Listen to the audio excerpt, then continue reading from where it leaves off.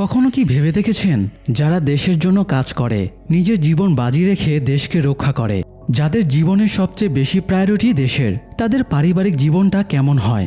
দেশ আর পরিবারকে কি তারা একসাথে মেইনটেইন করতে পারে? সেই প্রশ্নের জবাবটাই যেন দিয়েছে দি ফ্যামিলি ম্যান নামের সিরিজটি। একজন দেশসেরা এজেন্ট যে কিনা তার পরিবারের কাছে শুধুই একজন সরকারি চাকরিজীবী, অথচ এই পরিচয়ের আড়ালে সে একজন দেশসেরা এজেন্ট যে নিজের জীবন বাজি রেখে করে যাচ্ছে একটার পর একটা মিশন, যার একটা ভুলেই হয়ে যেতে পারে লাখ লাখ মানুষের মৃত্যু। আমাদের আজকের গল্পটা এমনই একজন মানুষের, যার গল্পটা কখনো আপনাকে হাসাবে, কখনো নিয়ে যাবে টান টান উত্তেজনাকর পরিস্থিতিতে। চলুন শুনে আসি দি ফ্যামিলি ম্যান সিরিজের সিজন 1-এর এক্সপ্লেনেশন। ইন্ডিয়ার কোচিতে সাগরে একটা ট্রলারে 3 জন মানুষ যাচ্ছিল, যারা প্রকৃতপক্ষে টেরোরিস্ট। ট্রলারে থাকা একজন লোককে খুন করে ট্রলার চালককে বাধ্য করেছে তাদেরকে নিয়ে যেতে। এমন সময় সাগরের কোস্টগার্ডরা তাদেরকে বলে স্যারেন্ডার করতে। অবস্থা বেগতিক দেখে ট্রলার চালক আচমকা ট্রলার বন্ধ করে চাবি নিয়ে সমুদ্রে ঝাঁপ দেয় এবং সেখান থেকে পালিয়ে যায়। সেই জঙ্গি 3 জনের একজন, যার নাম মুসা, সে বাকি 2 জনকে বারবার বলতে থাকে স্যারেন্ডার করতে।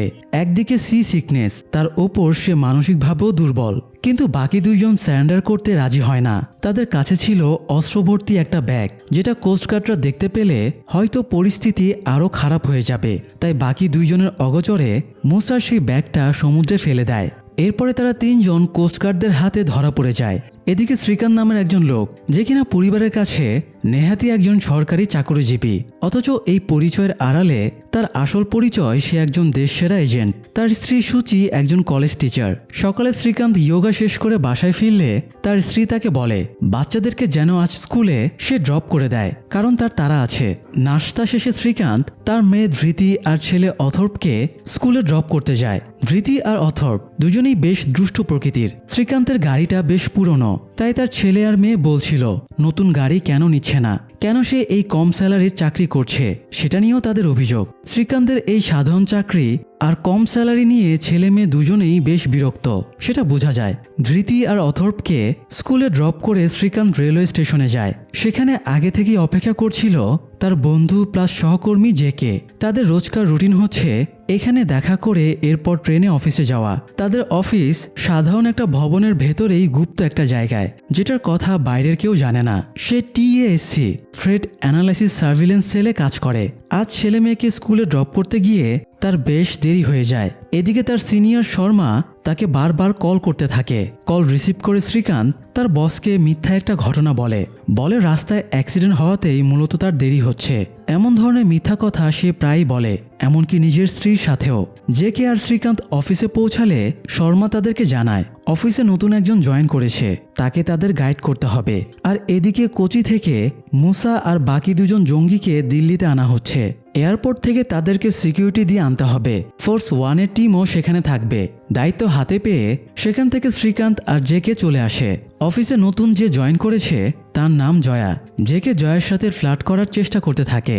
এরপরে জেকে আর শ্রীকান্ত জয়াকে সাথে নিয়ে এই মিশনে যায়। এয়ারপোর্টে গিয়ে দেখে সেখানে অলরেডি সিকিউরিটির জন্য ফোর্স 1-কে নিয়োগ করা হয়েছে। ফোর্স 1-এর সেই টিমের হেড ইমরান পাশা। শ্রীকান্তের টিমের সাথে শুরুতেই তাদের তেমন ভালো সম্পর্ক হয় না। 2 টিমই নিজেদেরকে বেস্ট মনে করে। তারা জঙ্গিদেরকে রিসিভ করার জন্য আলাদাভাবে অপেক্ষা করতে থাকে। এদিকে শ্রীকান্তের মেয়ের স্কুল থেকে আর্জেন্ট কল আসে। তার মেয়ে তাকে তখনই স্কুলে যেতে বলে। জয়া আর জেকে সেখানে রেখে একটু পরে ফিরে আসবে বলে শ্রীকান্ত তার মেয়ের স্কুলে চলে যায়।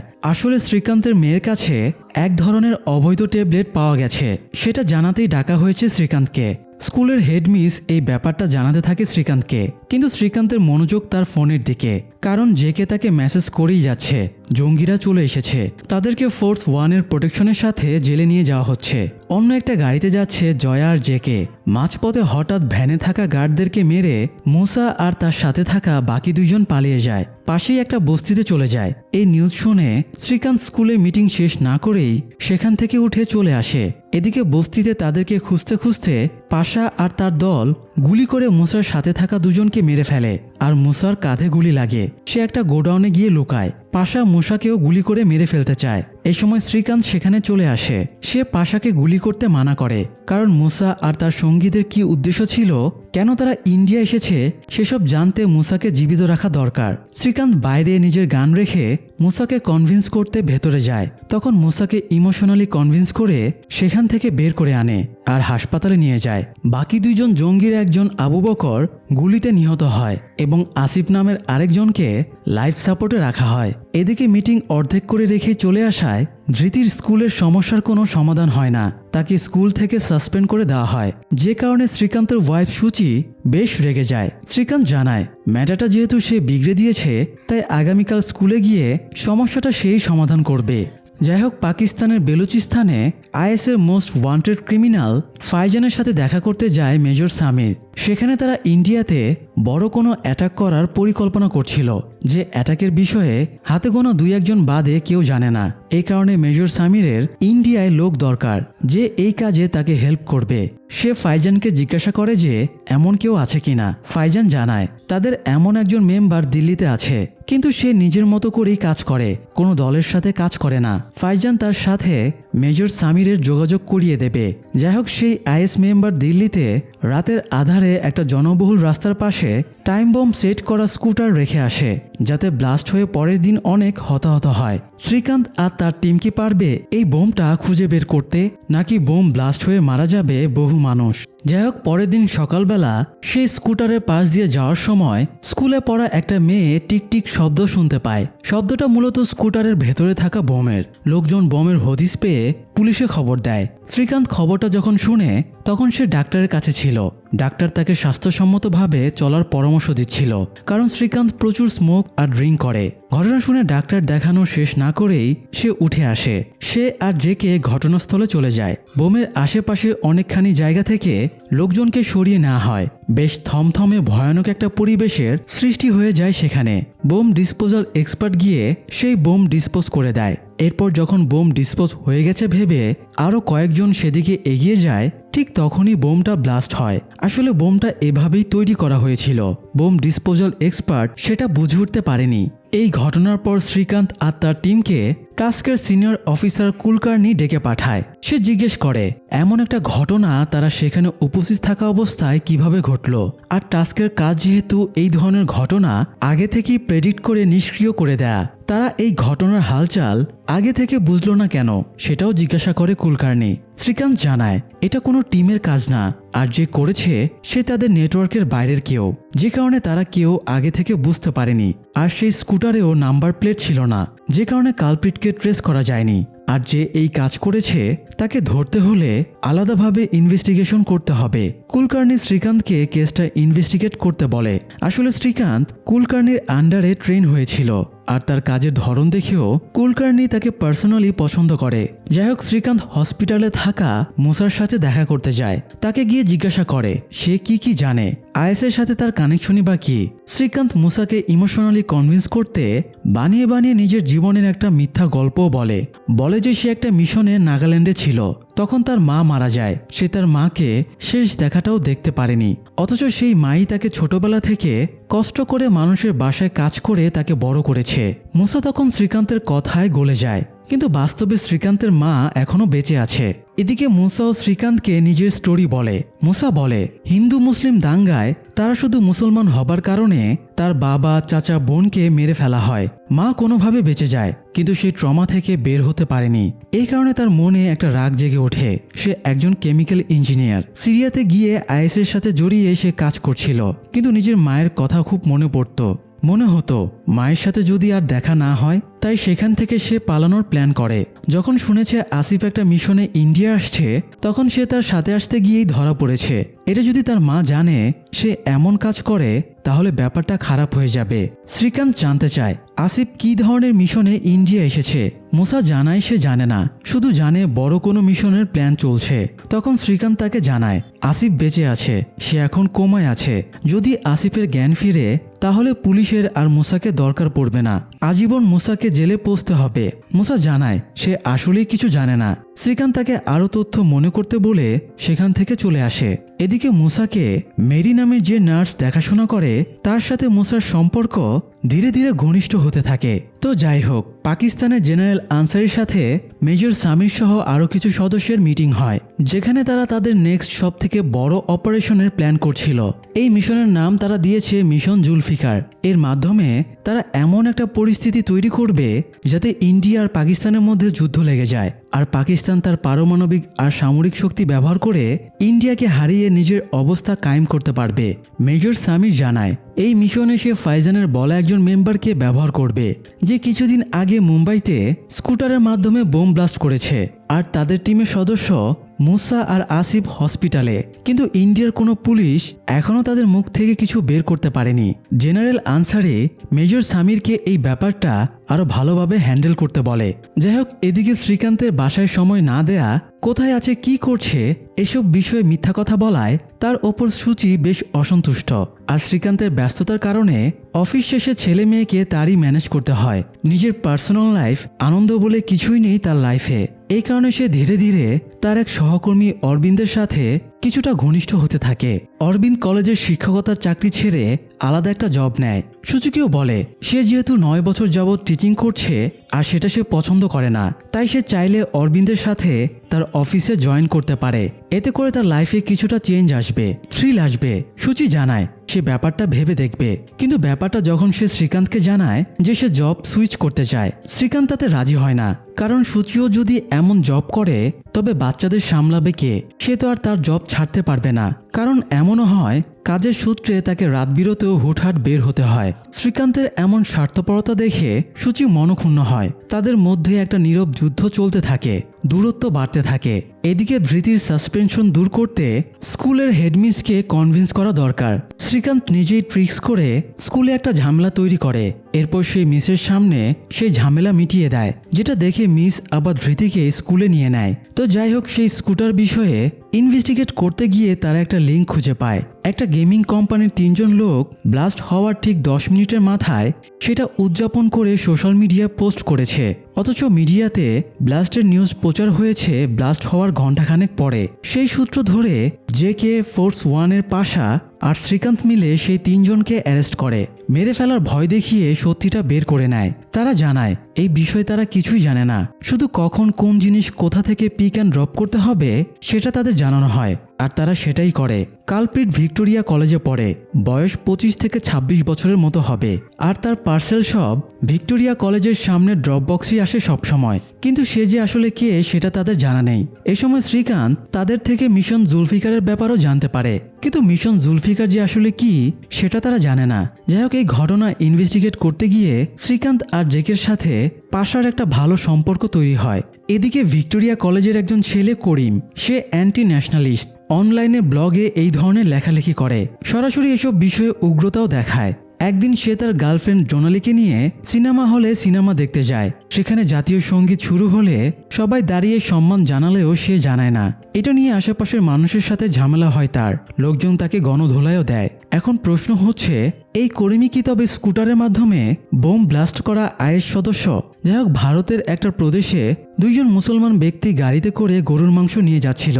পথে কিছু উগ্র হিন্দুত্ববাদী তাদেরকে থামিয়ে গাড়িতে গরুর মাংস দেখতে পায়। এই কারণে সেখানেই তাদেরকে গণধোলাই দেয়। একজন স্পট ডেড হয়, আরেকজনকে নিয়ে হাসপাতালে পৌঁছানোর আগেই সে মারা যায়। এই নিউজটা হোস্টেলের রুমে বসে করিম আর তার গার্লফ্রেন্ড জোনালি দেখছিল। নিজ ধর্মের মানুষের ওপর এমন আক্রমণ দেখে করিম অনেক ক্ষেপে যায়। জোনালি তাকে বোঝানোর চেষ্টা করতে থাকে, কিন্তু করিমের কথা একটাই, এর প্রতিশোধ নিতেই হবে। এদিকে ভিক্টোরিয়া কলেজের সামনে যে ড্রপ বক্স, তার কিছুটা দূরেই একজন ছদ্মবেশী পুলিশ মোতায়েন করা হয়। সে অস্থায়ী চা সিঙ্গারার দোকান নিয়ে বসে, আর সেই চা সিঙ্গারার ভ্যানে একটা ছোট টেডি বিয়ারের মধ্যে গুপ্ত ক্যামেরা সেট করে রাখে, যাতে কেউ সে ড্রপ বক্স ইউজ করলেই সেটা রেকর্ড হয়ে যায় আর কালপ্রিটকে ধরা যায়। তো শ্রীকান্ত সেখানকার স্থানীয় পুলিশকেও বলে ভিক্টোরিয়া কলেজে যারা অ্যান্টি ন্যাশনাল কাজের সাথে জড়িত তাদের একটা লিস্ট তৈরি করতে। কিন্তু পুলিশ একটু আগ বাড়িয়ে আগে থেকে রেকর্ডে থাকা অ্যান্টি ন্যাশনালিস্ট 4 জনকে ধরে আনে, আর তাদেরকে টর্চার করার মাধ্যমে তথ্য বের করার চেষ্টা করতে থাকে। যদিও এই 4 জনের বিরুদ্ধে কোনো অ্যারেস্ট ওয়ারেন্ট ছিল না। ওয়ারেন্ট ছাড়া আগ বাড়িয়ে এমন কাজ করায় শ্রীকান্ত উল্টো খেপে যায় আর এই 4 জনকে ছেড়ে দিতে বলে। এদিকে করিম আলতাব নামের একজনের সাথে দেখা করে। আলতাব স্থানীয় টেরোরিস্ট গ্রুপের নিয়ন্ত্রক। করিমের লেখা অ্যান্টি ন্যাশনালিস্ট টাইপ ব্লগ পড়েই তাকে ডেকেছে। দেখা করার পর সে করিমকে একটা মেমোরি কার্ড দেয় আর তাকে বলে এই হারামিদের জবাব দিতেই হবে। করিম তার কাজ বুঝে নিয়ে সেখান থেকে চলে আসে। যাই হোক, অরবিন্দ শ্রীকান্তের স্ত্রী সূচিকে তার কোম্পানির সিইওর সাথে পরিচয় করিয়ে দেয়। সে সেখানে জয়েন করার প্ল্যানও করে। এদিকে ধৃতি ফোনে সবসময় মেসেজে কথাবার্তা বলতো। সেটা দেখে শ্রীকান্ত নিজের নেটওয়ার্ক ব্যবহার করে ধৃতির ফোন হ্যাক করে আর দেখে ফেলে ধৃতি একটা ছেলের সাথে কথা বলে। সেই ছেলেকে তার বেশ কিছু ছবিও পাঠিয়েছে, কিন্তু শ্রীকান্ত তখনই ধৃতিকে কিছু বলে না। তো যাই হোক, ভিক্টোরিয়া কলেজের ড্রপবক্স থেকে করিমকেই পার্সেল নিতে দেখা যায়, কিন্তু তখন মেমোরি ফুল হয়ে যাওয়ায় ছদ্মবেশী পুলিশ সেটা চেঞ্জ করছিল, তাই পার্সেল নেওয়াটা রেকর্ড হয় না। কিন্তু ছদ্মবেশী পুলিশ নিজের চোখেই ব্যাপারটা দেখে ফেলে। সে করিমের পিছু নেয় আর দেখে যে করিম কোথায় থাকে। এরপর শ্রীকান্তের টিমকে ব্যাপারটা জানায়। শ্রীকান্তের টিম রিসার্চ করে দেখে করিম এর আগেও অ্যান্টি ন্যাশনাল কাজ করেছে, এমনকি একজন মন্ত্রীর মুখে কালিও ছুঁড়েছে মুসলমানদের বিরুদ্ধে কথা বলায়। করিমের ওপর তাদের সন্দেহ দৃঢ় হয়। আর এদিকে করিম আলতাফের থেকে পাওয়া মেমোরি কার্ডে একটা ভিডিও দেখতে পায়, যেটাতে স্থানীয় এমএলএ তার টিমকে মুসলমানদের বিরুদ্ধে উস্কে দিচ্ছে। এরাই সেদিন সেই মুসলমান ট্রাক ড্রাইভারদের ওপরে হামলা করেছিল। জোনালি বলে ভিডিওটা পুলিশকে দেখানো উচিত, কিন্তু করিম রাজি হয় না, কারণ তার ধারণা পুলিশ তো কোনো অ্যাকশন নেবেই না, বরং উল্টো তাদেরকে অ্যারেস্ট করবে। জোনালি করিমের সাথে একমত হতে পারে না, তাকে উল্টাপাল্টা কিছু করতে না বলে সেখান থেকে চলে যায়। এদিকে করিম তার দুই বন্ধুকে বলে এর একটা বিহিত করতেই হবে, কিন্তু সে আসলে কি করতে যাচ্ছে? সে বোম ব্লাস্টের মতো কোনো ঘটনা, নাকি আরো বড় কিছু? যাই হোক, এরপর শ্রীকান্ত তখন জেকেকে পাঠায় করিমের হোস্টেলের রুমে গুপ্ত মাইক আর ক্যামেরা সেট করতে, যাতে করিম কি কি প্ল্যান করছে সেটা জানতে পারা যায়। তাই জেকে গিয়ে কলেজের প্রিন্সিপালের সাথে দেখা করে এবং বলে সে এনসিডিসি থেকে এসেছে। হোস্টেলে মশার অনেক উৎপাত, তাই তারা জায়গাটা বিশেষ কেমিক্যাল ইউজ করে ডিসইনফেক্ট করবে। যেহেতু তারা বিশেষ কেমিক্যাল ইউজ করবে, তাই এই সময়ে হোস্টেলে যাতে কোনো স্টুডেন্ট না থাকে। তো প্রিন্সিপাল তাকে অনুমতি দিলে তারা কাজে নেমে পড়ে। এ সময় করিম হোস্টেলের বাইরে ছিল আর জয়া তার ওপরে নজর রাখছিল। জেকের টিমের মিলিন্দ করিমের রুমে যায় ক্যামেরা এবং মাইক সেট করতে। বাইরে দাঁড়িয়ে একজন পাহারা দিতে থাকে, কিন্তু এরই মধ্যে করিম চলে আসে। করিমকে বিষাক্ত গ্যাস ছেড়েছে বলে ভেতরে যেতে মানা করলেও সে যায়। রুমে গিয়ে সে মিলিন্দকে দেখতে পায়, কিন্তু ততক্ষণে মিলিন্দের ক্যামেরা মাইক সেট করা শেষ। সে তার বাথরুমটাকে গ্যাস দিয়ে ডিসইনফেক্ট করছিল। এই বলে সে করিমের রুম থেকে চলে আসে। এরপর হোস্টেলের বাইরে কিছুটা দূরে একটা ভ্যান থেকে টাস্কের টিম সার্বক্ষণিক সেই ক্যামেরা আর মাইকের মাধ্যমে করিমের রুম আর হোস্টেলের ওপর নজর রাখতে থাকে। তো এদিকে শ্রীকান্ত তার ছেলে অথর্বের জন্মদিন বাড়িতে সেলিব্রেট করছিল। শ্রীকান্ত আর সুচির ফ্যামিলি মেম্বাররাও ছিল, যে কেউ সেখানে ছিল। তারা সবাই যখন একসাথে বসে আড্ডা দিচ্ছিল, তখন হঠাৎ জয়া মেসেজে জেকে আর শ্রীকান্তকে জানায় যে রেড অ্যালার্ট। করিমের রুমে কথাবার্তার প্ল্যানিং চলছে। শ্রীকান্ত আর জেকে প্রোগ্রাম রেখেই বের হয়ে আসে, কিন্তু আসার সময় শ্রীকান্ত তার ওয়াইফ সুচির ফোনে অরবিন্দের করা একটা মেসেজ দেখতে পায়। ব্যাপারটা সে গাড়িতে জেকে বলে। জেকে হেসেই ব্যাপারটা উড়িয়ে দেয় যে হয়তো বন্ধু বান্ধব কেউ হবে। যাই হোক, তারা যখন সেই ভ্যানে গিয়ে পৌঁছায়, তখন জয়া আর মিলিন্দ জানায় করিম তার বন্ধুর সাথে কোনো একটা ইভেন্ট আর গেস্ট লিস্টের বিষয়ে কথাবার্তা বলছিল। এরপর হঠাৎ করে বিদ্যুৎ চলে যাওয়ায় হোস্টেলের সব ক্যামেরা অফ হয়ে যায়। শ্রীকান্ত মিলিন্দকে পাঠায় হোস্টেলের বাইরে গিয়ে নজর রাখতে। মিলিন্দ নজর রাখতে গিয়ে দেখে করিম আর তার সঙ্গী হোস্টেলের পেছনের গেটে অপেক্ষারত একটা ভ্যানে করে পালাচ্ছে। করিমকে আর তারা ধরতে পারে না। এদিকে করিমের যে সঙ্গী ভ্যান নিয়ে এসেছিল, সে করিমকে জিজ্ঞাসা করে সে কেন পালাচ্ছে।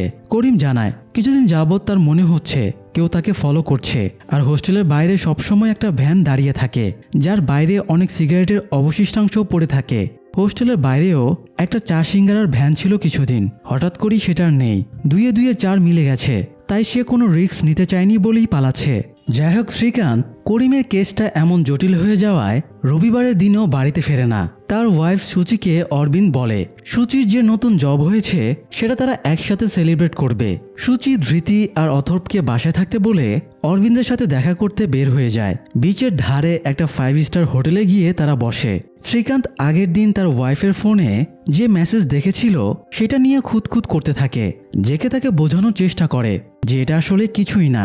এরপরও শ্রীকান্ত সুচিকে কল করে, জিজ্ঞাসা করে সে কোথায় আছে। সুচি তাকে মিথ্যা করে বলে যে সে বাসাতেই আছে। শ্রীকান্ত তখন সুচির ফোন ট্র্যাক করে জানতে পারে সে একটা হোটেলে আছে। শ্রীকান্ত সেই হোটেলের উদ্দেশ্যে বের হয়ে যায়। যে কেউ তার সাথে যায়। গিয়ে দেখে সূচি অরবিন্দের সাথে বসে খাবার খাচ্ছে। শ্রীকান্ত তাকে বুঝতে দেয় না যে সে ইচ্ছে করে এখানে এসেছে। সে সূচির সাথে এমন ভাবে কথা বলে যেন কাকতালীয় ভাবে দেখা হয়ে গেছে। এরপর সূচিকে ব্লেম করে মিথ্যা কথা বলার জন্য। সূচিও তখন শ্রীকান্তকে বলে শ্রীকান্তও তাকে মিথ্যা করে বলেছে সে অফিসের ডেস্কে বসে কাজ করছে, অথচ সে এখানে। শ্রীকান্ত আর সেখানে কোনো সিন ক্রিয়েট না করে জেকেকে নিয়ে চলে আসে, কিন্তু মনে মনে প্রচণ্ড রেগে থাকে। এদিকে পুলিশ করিমের হোস্টেল সার্চ করে তার ল্যাপটপ নিয়ে আসে। ল্যাপটপে একটা ফাইল এনক্রিপ্টেড অবস্থায় পায়। সেটা ডিক্রিপ্টেড করে এমএলের সেই ভিডিওটা দেখতে পায়। ভিডিও দেখে তারা সে এমএলের বিষয়ে খোঁজ নেয়, জানতে পারে এমএলের বাসায় সেদিন রাতেই একটা প্রোগ্রাম আছে। দুইয়ে দুইয়ে 4 মিলে যায়। শ্রীকান্ত আর তার টিম বুঝতে পারে করিম হয়তো সেদিন এই ইভেন্টের গেস্ট লিস্ট আর এসব বিষয়ে কথা বলেছিল। তার মানে এমএলের বাসাতেই বড়সড় কোনো আক্রমণ করবে। ব্যাপারটা প্রতিহত করতেই হবে। তাই কুলকার্নি থেকে পারমিশন নেয় টিম নিয়ে এমএলএকে প্রোটেক্ট করার জন্য। আর এদিকে করিম আর তার 2 সঙ্গী যেই ভ্যানে করে মিশন ফুলফিল করতে যাবে সেই ভ্যানের নাম্বার প্লেট চেঞ্জ করে দেয় আর ভ্যানে একটা খাবারের কোম্পানির লোগো লাগিয়ে দেয়, যাতে দেখে মনে হয় তারা ইভেন্টে খাবার নিয়ে যাচ্ছে। এমনকি সে কোম্পানির পোশাকও কালেক্ট করে। করিম জানায় তারা ইভেন্টের উদ্দেশ্যে সন্ধ্যার পর বের হবে। তখন করিমের অগোচরে তার এক সঙ্গী অন্যজনকে একটা বন্দুক দেয়, যাতে প্রয়োজন পড়লে সেটা ব্যবহার করা যায়, আর করিমকে ব্যাপারটা জানাতে মানা করে। তো যাই হোক, সেদিন সন্ধ্যার পর শ্রীকান্ত আর ফোর্স ওয়ানের টিম এমএলের বাড়ির বাইরে রেডি হয়ে থাকে করিমকে ধরবে বলে। এমএলের বাড়িতে যাওয়ার প্রতিটা রাস্তাতেই তারা গোপনে ওয়েট করতে থাকে। করিম আর তার 2 সঙ্গী সেই ভ্যানে করে যখন যাচ্ছিল তখন পুলিশের গাড়ি সামনে পড়ে যায়। করিম ঘুণাক্ষরও বুঝতে পারেনি যে তার এই প্ল্যান সম্বন্ধে পুলিশ জানতে পেরে যাবে। পুলিশ দেখে গাড়ি ঘুরিয়ে তারা যে রাস্তাতে ঢুকতে যায় সেদিকেই দেখে পুলিশ। নার্ভাস হয়ে করিমের যে সঙ্গীর কাছে বন্দুক ছিল সে পুলিশের দিকে গুলি ছোড়ে। পুলিশও পাল্টা গুলি করতে থাকে। করিমের 2 জন সঙ্গী মারা যায়। করিম ভ্যান থেকে বের হয়ে পালাতে থাকে। একটা পুরনো গাড়ির ভেতরে গিয়ে সে লুকায় আর সেখানে নিজের বডি ক্যামেরা লুকিয়ে ফেলে। এরপর যখন গাড়ি থেকে বের হয়ে পালাতে যাবে তখন ফোর্স ওয়ানের সামনে পড়ে যায়। তারা করিমকেও গুলি করে মেরে ফেলে। করিম আর তার 2 সঙ্গীকে মারার পরে তারা যায় করিমের ভ্যান চেক করতে। গিয়ে দেখে ভ্যানে শুধুই রান্না করা গরুর মাংস আছে। এমএলের কথায় অনুপ্রাণিত হয়ে 2 জন মুসলমানকে গরুর মাংস সমেত পাওয়ায় মেরে ফেলা হয়েছিল। সেটার প্রতিশোধ স্বরূপ করিম মূলত এমএলের ইভেন্টের সবাইকে গরুর মাংস খাওয়াতে চেয়েছিল। এই কারণেই ইভেন্ট আর গেস্ট লিস্ট নিয়ে কথা বলেছে। অথচ শ্রীকান্ত আর তার টিম ভেবেছিল করিম বোম ব্লাস্ট বা এই ধরনের কোনো অ্যাকশন নেবে, যে কারণে তারা এত অ্যালার্ট ছিল। করিম আর তার বন্ধুদের মৃত্যুর কারণ শ্রীকান্ত আর তার টিমের ভুল বোঝাবুঝি ছাড়া আর কিছুই না। কিন্তু এর পরেও টাস্কের শ্রীকান্তের সিনিয়র শর্মা তাদেরকে বলে নিউজটা যাতে লিক না হয়, কারণ এতে টাস্কের ওপরে আঙ্গুল উঠবে, পুলিশের ওপর মানুষের বিশ্বাস চলে যাবে। শ্রীকান্ত এই ব্যাপারটা মেনে নিতে পারে না। সে ভাবে তার ভুলেই এতগুলো জীবন গেল। সে অপরাধ বোধে ভুগতে থাকে। সেদিন রাতে ড্রিঙ্ক করে মদ্যপ অবস্থায় বাড়ি ফিরে আর সূচির সাথে তার ঝগড়া হয়ে যায়। সূচি অভিযোগ করে শ্রীকান্ত তাকে সময় দেয় না। দিনকে দিন উগ্র হয়ে চলেছে। শ্রীকান্ত সেদিন সূচিকে হোটেলে দেখা নিয়ে রিয়াক্ট করতে থাকে। দুজনের সম্পর্ক আরও বেশি খারাপ হতে থাকে। এদিকে পরদিন নিউজ প্রচার হয় যে এমএলের বাড়িতে জঙ্গি হামলা করতে যাওয়ায় ভিক্টোরিয়া কলেজের করিম আর তার 2 বন্ধুকে মেরে ফেলা হয়েছে। যদিও এটা পুরোটাই মিথ্যা বানোয়াট কথা। এই ঘটনায় নানা বিতর্ক উঠতে থাকে। তবে একটা বিষয় নিশ্চিত, ক্ষমতা থাকলে সমস্ত প্রতিকূল পরিস্থিতিতেও নিজের নিয়ন্ত্রণে নিয়ে নেওয়া যায়। শ্রীকান্ত এই ঘটনার ব্লেম নিজের ওপর নিয়ে ডিপ্রেশনে পড়ে যায়। যাই হোক, নির্দোষ করিমের মৃত্যু হলেও বোম ব্লাস্টের সাথে জড়িত সাজিদ তখনও পুলিশের নজরেই আসেনি। সে আলতাফের সাথে দেখা করে। আলতাফ তাকে জানায় তার ওপর থেকে পুলিশের নজর দূরে রাখতেই সে করিমকে টোপ হিসেবে ব্যবহার করেছে। করিমকে দিয়ে অহেতুক সেই ড্রপ বক্স ব্যবহার করিয়েছে। অহেতুক একটা টাস্ক দিয়ে পুলিশের সন্দেহ করিমের দিকে ঘুরিয়ে দিয়েছে। কিন্তু করিমকে মেরে ফেলার মতো ঘটনা যে ঘটবে সেটা সে বুঝতে পারেনি। যা করেছে করিম নিজেই করেছে প্ল্যান করে।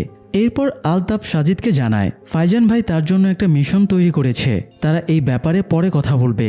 এরপর সাজিদকে সাবধানে থাকতে বলে আলতাফ সেখান থেকে চলে যায়। এদিকে আসিফ কোমা থেকে বেরিয়ে আসে, কিন্তু তখনও তার জ্ঞান ফেরেনি। ডাক্তার পুলিশকে জানায় আরও কিছুদিন সময় লাগবে জ্ঞান ফিরতে। অন্যদিকে মুসার সাথে নার্স মেরির সম্পর্ক আরও ঘনিষ্ঠ হতে থাকে। তারা একে অপরের সঙ্গে প্রেমের সম্পর্কে জড়িয়ে যায়। যাই হোক, করিমের ঘটনার পর শ্রীকান্তের ওপর ইনভেস্টিগেশন হয়। একটা মিটিং ডেকে ইনভেস্টিগেশন অফিসাররা তাকে জিজ্ঞাসা করে করিমের ওপর যে হামলা হলো তার জন্য শ্রীকান্তের কাছে কোনো পোক্ত এভিডেন্স ছিল কিনা, কারণ দুই একটা অ্যান্টি ন্যাশনাল কাজ বাদে করিমের কোনো ক্রিমিনাল রেকর্ডও ছিল না। শ্রীকান্ত জানায় ঘটনাটা এত অল্প সময় ঘটেছে যে এত রিসার্চ করার সময় ছিল না। ইমরানের বাসায় হামলা হবে ভেবে তারা দ্রুতই এই মিশনটা করেছিল। টাস্কের এমন অনেক কাজই করতে হয় প্রেডিকশনের মাধ্যমেই। এবার যে এত বড় ভুল হয়ে যাবে তারা বুঝে উঠতে পারেনি। তখন অফিসারেরা আর শ্রীকান্তের সিনিয়ররা চাচ্ছিল দোষটা ফোর্স 1-এর দিকে ঘুরিয়ে দিতে, যেহেতু তারাই গুলি করেছে। কারণ শ্রীকান্ত অনেক ভালো একজন এজেন্ট। এই ভুলের কারণে তারা শ্রীকান্তকে পানিশ করতে চাচ্ছিল না, কিন্তু শ্রীকান্ত সমস্ত দোষারোপ নিজের ওপরে নিয়ে নেয়। এরপর শ্রীকান্ত বলে করিম জঙ্গি না হওয়া সত্ত্বেও তাকে সেই ট্যাগ দিয়ে প্রচার করা উচিত হয়নি, কারণ এই ব্যাপারটা নিয়ে আজীবন করিমের ফ্যামিলিকে ভুগতে হবে। শ্রীকান্ত মিডিয়ার সামনে সত্যি কথাটা বলতে চায়, তাতে তার যা শাস্তি হবে তাই সে মাথা পেতে নেবে। কিন্তু শ্রীকান্তের সিনিয়ররা এতে রাজি হয় না, কারণ শ্রীকান্ত ব্যাপারটা প্রকাশ্যে আনলে টাস্কের ওপর রিস্ক চলে আসবে, সরকারি এজেন্সির ওপরেও মানুষের আস্থা চলে যাবে। তারা শ্রীকান্তকে কোনো কিছু প্রকাশ না করতে আদেশ দেয়। যাই হোক, আলতাফ আবারও সাজিদের সাথে গিয়ে দেখা করে, তাকে কিছু টাকা, একটা নতুন মোবাইল ফোন আর কাশ্মীরের শ্রীনগরে যাবার টিকিট দেয় আর বলে তুমি শ্রীনগর গিয়ে বাসারাত ভাইয়ের সাথে দেখা করবে, সেই তোমাকে বলে দিবে কি করতে হবে। সাজিদ জানায় সে সব কাজ সবসময় নিজের মতো করেই করে। মিশন জুলফিকারের বিষয়ে সে কিছুই জানে না। আগে সে পুরো প্ল্যানটা জানতে চায়, তারপর সে কাজ করবে। তাই মিশন শুরুর আগে সে ফাইজানের সাথে কথা বলতে চায়। আলতাফ তাকে জানায় এই মিশনে এক একজনকে এক এক কাজ দেওয়া হয়েছে। আলতাফের কাজ ছিল শুধুই সাজিদকে টিকিট আর এই সংবাদ পৌঁছে দেওয়া, এর বাইরে সে কিছুই জানে না। আর ফোনটাতে বাসারাতের নম্বর সেভ করা আছে।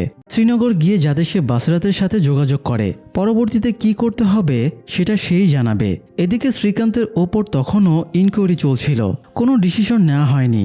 সে বাসাতেও সুচির সাথে সেদিনের ঝগড়ার পর সবকিছু নর্মাল করার চেষ্টা করতে থাকে, কিন্তু সুচির সাথে তার যে দূরত্ব তৈরি হয়ে গেছে সেটা আর ঠিক হয় না। একদিন সে জেকেকে নিয়ে হসপিটালে মুসার সাথে দেখা করতে যায়। মুসাকে বলে 2-3 দিনের মধ্যেই আসিফের জ্ঞান ফিরে আসবে, তখন মুসাকে আর পুলিশের কোনো প্রয়োজন থাকবে না, তাকে জেলে শিফট করা হবে। মুসা যদি মিশন জুলফিকারের বিষয়ে কিছু জানে তাহলে যাতে আসিফের জ্ঞান ফেরার আগেই বলে দেয়। এরপর মুসাকে ভাববার সময় দিয়ে চলে আসে। যাই হোক, করিমের ঘটনার শাস্তিস্বরূপ শ্রীকান্তকে সাসপেন্ড করা হয় না। শর্মা তাকে জানায় শাস্তিস্বরূপ তাকে সাময়িক সময়ের জন্য শ্রীনগরে ট্রান্সফার করা হয়েছে। এরপর কুলকার্নি তাকে কল করে বলে শ্রীকান্তকে সে ইচ্ছাকৃতভাবেই শ্রীনগরে ট্রান্সফার করেছে। খবর আছে মিশন জুলফিকারের মূল অ্যাসেট অর্থাৎ বোম ব্লাস্ট করা সেই জঙ্গিটাও শ্রীনগরে গিয়েছে। হয়তো শ্রীনগরে মিশন জুলফিকারের সকল প্ল্যানিং চলছে। শ্রীকান্তকে সেটা খুঁজে বের করতে হবে। শ্রীকান্ত কুলকার্নিকে জানায় সে বুঝতে পেরেছিল তাকে শ্রীনগর পাঠানোর পেছনে কোনো না কোনো উদ্দেশ্য ঠিকই আছে। এদিকে শেষবারের মতো সে পাশা আর জেকের সাথে বসে। পাশা আর জেকে তাকে বুঝিয়ে বলে করিমের ঘটনায় শ্রীকান্তের একার কোনো দোষ ছিল না, দোষ তাদের সবারই। শ্রীকান্ত যাতে ব্যাপারটা মাথায় না রাখে, তাদের কাজ মিলিটেন্টদের উদ্দেশ্য আগেই ধরে মানুষের জীবন বাঁচানো, শ্রীকান্ত যাতে সেদিকেই মনোযোগ দেয়। যাই হোক, শ্রীকান্ত সুচি আর বাচ্চাদের থেকে বিদায় নিয়ে শ্রীনগরে শিফট করে। এদিকে মুসার সাথে নার্স মেরির সম্পর্কের ঘনিষ্ঠতা দিন দিন বাড়তে থাকে। মুসা এই সম্পর্কের জেরে মেরিকে নিজের স্বার্থে ব্যবহার করতে থাকে। সে মেরির ফোন ব্যবহার করে তার মাকে কল করে বার্থডে উইশ করে। একদিন মেরি তার কেবিনে এলে তারা একে অপরের সাথে শারীরিক সম্পর্কে জড়িয়ে পড়ে। এরপর সে মেরির কি কার্ড ইউজ করে আসিফের কেবিনে প্রবেশ করে আর তার স্যালাইনে কোনো একটা মেডিসিন পুশ করে এবং তাকে মেরে ফেলে।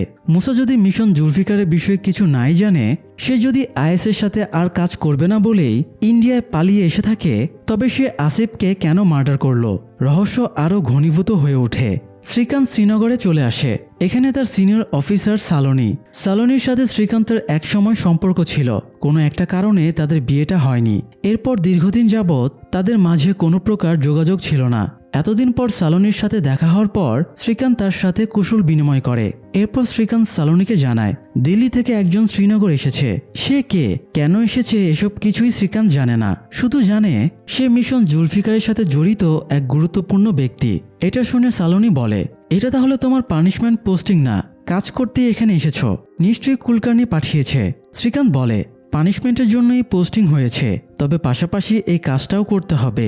এদিকে হসপিটালে এত গার্ড থাকা সত্ত্বেও আসিফের মৃত্যু হওয়াটা সন্দেহজনক। জেকে ডাক্তারদেরকে জিজ্ঞাসা করে এটা কোনোভাবে সম্ভব কিনা যে আসিফ নিজেই আত্মহত্যা করেছে। ডাক্তার জানায় আসিফ মাত্রই কোমা থেকে ফিরে এসেছে, তাই এই মুহূর্তে তার পক্ষে সুইসাইড করা সম্ভব না। এটা শুনে জেকে মুসা আর আসিফের কেবিনে যারা কাজ করে তাদেরকে শহর ছেড়ে কোথাও যেতে মানা করে। যতদিন ইনভেস্টিগেশন চলবে ততদিন তাদের এখানেই থাকতে হবে, কারণ হতে পারে তাদের মধ্যেই কেউ এর সাথে জড়িত। এটা শুনে ম্যারি বেশ ঘাবড়ে যায়, কারণ সে জানে আসিফকে মুসাই মেরেছে, কিন্তু সে মুসাকে পছন্দ করায় পুলিশকে এই বিষয়ে কিছুই জানায় না। যাই হোক, জেকে তখন মিলিন্দ, জয়া আর জায়েসকে মুসাকে পাহারা দেওয়ার দায়িত্বে রেখে আসে। এরপর জেকে শ্রীকান্তকে কল করে আসিফের মৃত্যুর ঘটনাটা জানায় আর বলে আসিফ যেহেতু মিশন জুলফিকারের মেইন লিড ছিল, তাই সে মারা যাওয়ার পর তাদের সিনিয়র শর্মা হসপিটালে গার্ড সংখ্যা কমিয়ে দিচ্ছে। এদিকে শ্রীকান্তের ওয়াইফ সুচি অরবিন্দের অফিসে জয়েন করে, তাদের একসাথে সময় কাটানো বাড়তে থাকে। এদিকে মেরিকে সিনিয়র ডাক্তার ডেকে নেয়, কারণ আসিফ মারা যাবার আগে তার কি কার্ডের মাধ্যমেই আসিফের কেবিনের দরজা খোলা হয়েছিল। তাই এই বিষয়ে ডাক্তার ম্যারিকে জিজ্ঞাসাবাদ করতে থাকে। যাই হোক, সালোনির আন্ডারে কাজ করা মেজর বিক্রম জানায় শ্রীনগরে একজন নতুন মানুষের আসার কথা তারা জেনেছে। আপাতত তাকেই সন্দেহ হচ্ছে সে মিশন জুলফিকারের সাথে জড়িত। কিন্তু সালোনি, শ্রীকান্ত, মেজর বিক্রম আর তার টিম সেই ঠিকানা গিয়ে অ্যাটাক করলে দেখা যায় লোকটা আগেই পালিয়ে গেছে। এরপর এক রাতে শ্রীকান্ত বসে বসে মোস্ট ওয়ান্টেড টেরোরিস্ট ফাইজান আর তার টিমের বিভিন্ন ইনসিডেন্টের নিউজ আর ছবি দেখছিল। তখন বহুদিন আগে ঘটা একটা ঘটনার নিউজ দেখছিল। সেই ঘটনার সাথে জড়িত লোকদের আল কাতিল বলা হয়। এই আল কাতিরেরা সব থেকে ভয়ানক টেরোরিস্ট। তো সেই নিউজে 3 জন মানুষের মুখোশ পরা ছবিও ছিল, যার মাঝে একজনকে দেখে শ্রীকান্তের সন্দেহ হয় সেই লোকের চোখের সাথে হসপিটালে বন্দি থাকা মুসার চোখ ম্যাচ করে। আসলে মুসা মূলত আল কাতিল। যে ঘটনার নিউজ শ্রীকান্ত দেখছিল তাতে 270 জন মারা গিয়েছে কেমিক্যাল অ্যাটাকে, আর তা লিড করেছিল মুসাই। এটাই এখন পর্যন্ত ঘটা সবচেয়ে বড় টেরোরিস্ট অ্যাটাক ছিল। মুসার এমন কাজের জন্যই মেজর সালিম তাকে পার্সোনালি মিশন জুলফিকারের লিড দায়িত্ব দিয়েছিল। মিশন জুলফিকারের ইন্ডিয়ার মেন লিড মূলত মুসা, আসিফ না। এটা বুঝতে পেরে শ্রীকান্ত সাথে সাথে তার সিনিয়র শর্মা আর জেকে কল করে বিষয়টা জানায়। জেকে আর পাশা তখন একসাথেই ছিল। খবরটা শোনার সাথে সাথেই পাশা আর জেকে হসপিটালের দিকে যেতে থাকে। অন্যদিকে জয়া, মিলিন্দ আর জায়েস যারা সিকিউরিটির দায়িত্ব পালন করছিল, তাদের কাছে মুসা বড় কোনো থ্রেট ছিল না, কারণ তারা জানতো না মুসাই মূলত আল কাতিল। এই কারণে তারা খুব একটা দায়িত্বের সাথে গার্ড দিচ্ছিল না। এদিকে যতক্ষণে জেকে মিলিন্দকে কল করে ব্যাপারটা জানায়, ততক্ষণে হসপিটালে মুসাকে বাঁচিয়ে নিতে টেরোরিস্ট অ্যাটাক হয়ে গেছে। একে একে অনেক ডাক্তার আর গার্ডকে তারা মেরে ফেলে। জেকে আর পাশাও সেখানে পৌঁছে যায়। তাদের মধ্যে গোলাগুলি শুরু হয়। এক পর্যায়ে টেরোরিস্ট টিমের গাড়ি হসপিটাল থেকে বের হয়ে যাচ্ছে দেখে তারা হসপিটালে আসা পুলিশ ফোর্সকে সেই গাড়ির পেছনে পাঠিয়ে দেয়। কিন্তু মুসা পালায়নি, সে হসপিটালে ছিল। সে পালানোর আগে পাশা তার সামনে পড়ে যায়, আর পাশা কিছু বুঝে ওঠার আগেই মুসা তাকে গুলি করে মেরে ফেলে। এদিকে সে হসপিটাল থেকে বের হবার আগে ম্যারিকেও খুন করে। জেকে মুসাকে ধরতে ব্যর্থ হয়, আর এটাই তাদের জন্য হয় বড় একটা ব্যর্থতা। পুলিশ আর টাস্কের বেখেয়ালির কারণে হসপিটালে এত বড় একটা অ্যাটাক আর এতগুলো মৃত্যুতে জাতীয় পর্যায়ে নিউজ হয়ে যায়। সবাই টাস্ক আর পুলিশকে দোষারোপ করতে থাকে। যাই হোক, হসপিটাল থেকে পালেই মুসা নিজের চুলদাড়ি কেটে নিজের বেশ বদল করে ফেলে। এরপর তামিলনাড়ুতে যেখানে তার মা থাকে সেখানে এক লোকের কাছে কল করে মায়ের খোঁজ নেয়। আর এদিকে শ্রীকান্ত এই দুর্ঘটনা সম্বন্ধে জানতে পারে, পাশা মারা গেছে সেটাও শোনে। অন্যদিকে সাজিদ শ্রীনগর গিয়ে একটা জায়গায় ট্যুরিস্ট হিসেবে থেকে পরবর্তী নির্দেশনা পাবার অপেক্ষা করতে থাকে, কিন্তু তাকে কোনো কাজ তখনও দেওয়া হয়নি। রোজ কেউ না কেউ এসে খোঁজ নিয়ে যায়। সে প্রত্যেককেই বলে সে বাশারতের সাথে দেখা করতে চায়, জানতে চায় মিশন জুলফিকারের পুরো প্ল্যান, না হয় সে কাজ করবে না। এভাবে বসে থাকতে থাকতে সে বোর হয়ে গেছে। এই সংবাদ কাশ্মীর থেকে পাকিস্তানে বারবার কল করে মেজর সামিরকে জানানো হয়। মেজর সামির বিরক্ত হয়ে ফাইজানের সাথে দেখা করে এবং বলে এভাবে বারবার যাতে কল না আসে। ফাইজান মেজর সামিরকে বলে সাজিদ জানে না মিশন জুলফিকারের মেইন যোদ্ধা কে, যদি জানতো তাহলে আর এত প্রশ্ন করতো না।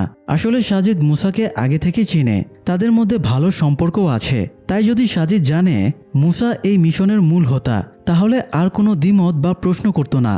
ফাইজান মেজর সামিরকে আশ্বাস দেয় সে নিজে সাজিদকে ব্যাপারটা বুঝিয়ে বলবে। এই কারণে ফাইজান সাজিদকে বাশারাতের সাথে দেখা করানোর প্ল্যান করে। তাদের মুজাহিদদের মাঝে তারিক নামের এক লোকের 2 ছেলে শহীদ হয়েছিল। সেই শহীদের বাবা তারিকের মেয়ের বিয়েকে উদ্দেশ্য করে বাসারাত বারামুল্লাতে আসার পরিকল্পনা করে। তার প্ল্যান, এখানেই সে সাজিদের সাথে দেখা করবে এবং সাজিদের সাথে ফাইজানের কথা বলিয়ে দেবে। কিন্তু বাসারাতে বারামুল্লাতে আসার প্ল্যানের কথা শ্রীকান্ত আর সালোনির টিম জেনে ফেলে। শ্রীকান্ত বারামুল্লাতে গিয়ে একটা অ্যাকশন নিতে চায়, কিন্তু সালোনি আর মেজর বিক্রম জানায় বারামুল্লার ঘরে ঘরে মুজাহিদ, তারা ইন্ডিয়ান আর্মিদের দেখতে পারে না। বেটার হবে বারামুল্লার বাইরে থেকেই বাসারাতের ওপর নজর রাখা। বাধ্য হয়ে শ্রীকান্ত এতেই রাজি হয়। এদিকে সুচি একদিন অফিসে অরবিন্দকে দেখতে না পেয়ে তাকে কল করে। অরবিন্দ জানায় তার মেয়ে অসুস্থ, তাই আসতে পারেনি। সুচি তখন অরবিন্দের বাসায় গিয়ে তার মেয়ের টেক কেয়ার করে। বোঝা যায় শ্রীকান্তের অনুপস্থিতিতে তাদের সম্পর্ক আরও ঘনিষ্ঠ হচ্ছে। যাই হোক, বারামুল্লার ঠিক বাইরের একটা জায়গায় শ্রীকান্ত, সালোনি, মেজর বিক্রম আর তাদের টিম অপেক্ষা করতে থাকে। ড্রোনের মাধ্যমে তারা বাসারাতের গতিবিধির ওপরে নজর রাখে। দেখতে পায় বাসারাত বিয়ের অনুষ্ঠানে প্রবেশ করলো। সেখানে বাসারাত সাজিদের সাথে কথা বলে। সাজিদ জানায় সে এমন টুকরো টুকরো কাজ করতে পারবে না, সে সম্পূর্ণ মিশন জানতে চায় আর ফাইজানের সাথে কথা বলতে চায়। এরপর বাসারাত ফাইজানের কাছে কল দিয়ে সাজিদকে ধরিয়ে দেয়। শ্রীকান্তের টিম তাদের কল ট্র্যাক করে শুনতে থাকে। ফাইজান আর সাজিদ কোডের মাধ্যমে কথা বলে। ফাইজান সাজিদকে বলে তার কি তাদের ওপরে বিশ্বাস নেই যে সে বিয়ে করতে রাজি হচ্ছে না। সাজিদ বলে যে মেয়ের জন্য নিজের জীবন পর্যন্ত দিতে পারি, সেই মেয়েকে বিয়ের আগে তাকে ভালোভাবে জানতে চাই। ফাইজান তখন বলে যেখানে বিশ্বাস থাকে না সেখানে এত বেশি খোঁজ নেওয়ার প্রয়োজন পড়ে, আর এই বিয়েতে সাজিদের ভাই চেট্টানো আসবে।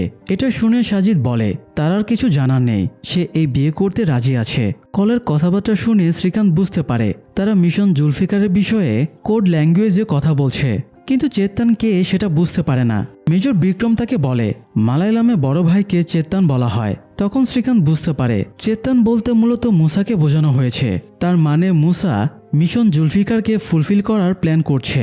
এই কারণে সে সামনাসামনি সবকিছু পর্যবেক্ষণ করতে বারামুল্লার ভেতরে যেতে চায়, কিন্তু সালোনি আর মেজর বিক্রম রাজি হয় না। শ্রীকান্ত তখন বলে সে আনঅফিশিয়ালি যাবে। প্রথমে সালোনি রাজি না হলেও পরে শ্রীকান্তের চাপাচাপিতে বাধ্য হয়ে রাজি হয়। শ্রীকান্ত বারামুল্লার মানুষদের মতো পোশাক পরে এবং বিয়ের অনুষ্ঠানে ঢুকে পড়ে। যে ছেলেটা ফাইজানের সাথে কথা বলেছিল তাকে খুঁজতে থাকে, আর সাজিদকে দেখেই বুঝে ফেলে সেই মিশন জুলফিকারের সাথে জড়িত। কারণ এর আগে ভিক্টোরিয়া কলেজের অ্যান্টি ন্যাশনালিস্ট ছাত্রদের মাঝে যে চারজনকে পুলিশ ধরে এনেছিল তাদের মাঝে সাজিদও ছিল। সে যে সাজিদকে চিনতে পেরেছে সেটা সালোনিকে জানায়। শ্রীকান্ত মাইক্রোফোনের মাধ্যমে কথা বলছিল সালোনির সাথে। সাজিদ তখন লোকজনের সাথে বসে বিয়ের খাবার খাচ্ছিল। শ্রীকান্ত মেহমানদের সাথে মিশে গিয়েই সাজিদের ওপর নজর রাখছিল। সাজিদ সেটা বুঝে ফেলে আর শ্রীকান্তের অগোচরে সেখান থেকে বের হয়ে আসে। শ্রীকান্ত সাজিদের পিছু নেয় আর সেটা সালোনিকে জানায়। সালোনি আর বিক্রম ড্রোনের মাধ্যমে তাদের ওপর নজর রাখতে থাকে। সাজিদ দৌড়াতে থাকে আর শ্রীকান্ত তার পিছু নেয়। ঘুরে ফিরে এক পর্যায়ে সাজিদ বিয়ে বাড়ির সেখানেই ফিরে আসে। এরপর হঠাৎ দাঁড়িয়ে যায়, আশেপাশে মানুষকে ডেকে বলে এই হিন্দুস্তানি অফিসার আমাকে ধরতে এসেছে জঙ্গি বলে। তখন সেখানকার লোকজন শ্রীকান্তের ওপরে রেগে যায় যে তাদের এলাকাতে এসে তাদেরই ছেলেকে ধরতে যাচ্ছে জঙ্গি অপবাদ দিয়ে। এমনিতেই তারা আর্মিদের ওপর ক্ষেপা, তার উপর সাজিদের কথায় আরও ক্ষেপে যায়। অবস্থা বেগতিক দেখে কাশ্মীরি পোশাক পরে সালোনি ঘটনাস্থলে যেতে থাকে। এদিকে বারামুলার লোকজন ততক্ষণে শ্রীকান্তকে মারতে শুরু করে। সালোনি গিয়ে তাদেরকে থামায় আর বলে সেও কাশ্মীরের মেয়ে।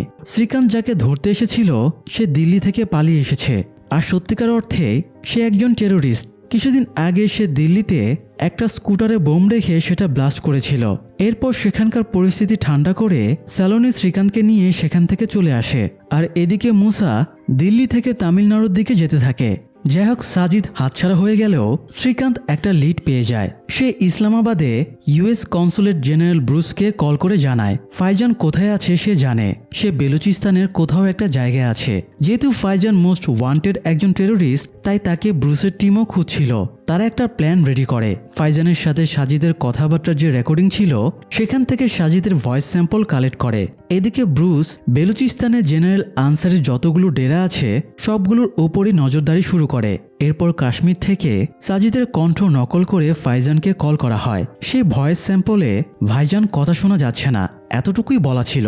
ফাইজান কল রিসিভ করলে সাজিদের কণ্ঠ যখন বারবার বলছিল ভাইজান কথা শোনা যাচ্ছে না, তখন ফাইজান নেটওয়ার্কের সমস্যা ভেবে মাটির নিচের বাংকার থেকে বাইরে বের হয়ে আসে। তখনই কোনো একটা টিম এসে ফাইজানকে ঘেরাও করে ফেলে। ফাইজান বের হওয়ার সাথে সাথেই তাকে ধরে ফেলে। এদিকে সুচি ধৃতি আর অথর্বকে বাসায় রেখে দূরে একটা জায়গায় যায় অফিসের কাজে। তার সাথে যায় অরবিন্দ। ধৃতি আর অথর্বকে বলে যায় সে রাতের ভেতরেই ফিরে আসবে, কিন্তু সেই রাতে আর কাজ শেষে সে ফিরতে পারে না। ধৃতি অথর্বকে ঘুম পাড়িয়ে রেখে তার বন্ধুর জন্মদিনের পার্টিতে যায়, কিন্তু অথর্ব আসলে ঘুমায়নি। সে ধৃতি যাওয়ার পরেই বিছানা থেকে উঠে নিজের মতো পুরো বাসায় চলতে থাকে। সুচি আর অরবিন্দ হোটেলের একই সুইটে ছিল। আগে থেকে দুজনের ইমোশনাল অ্যাটাচমেন্ট ছিল। সেই রাতে ফিজিক্যালিও দুজনে ইনভলভ হয়ে যায়। পরদিন বাসায় ফিরে বিষয়টা নিয়ে সুচি কিছুটা আনকমফোর্টেবল হলেও অরবিন্দের সাথে তার এই সম্পর্ক চলতে থাকে। যাই হোক, পাকিস্তানের প্রধানমন্ত্রী তার ক্যাবিনেটের সদস্য আর জেনারেলদেরকে নিয়ে মিটিংয়ে বসে। সে বলে এর আগে বিন লাদেনের উল্টাপাল্টা এমন মিশনের জন্য দেশের বদনাম হয়েছিল। এখন আবার জেনারেল আনসারি যে প্ল্যান করছে ফাইজান আর তার টিমকে নিয়ে, তাতে শুধু যুদ্ধই হবে না, দেশের বদনামই হবে। তাছাড়া এই মুহূর্তে পাকিস্তানের যুদ্ধ অ্যাফোর্ড করার মতো ক্ষমতাও নেই। যে করেই হোক জেনারেল আনসারিকে আটকাতেই হবে, যেহেতু সেই এসবের মূল হোতা।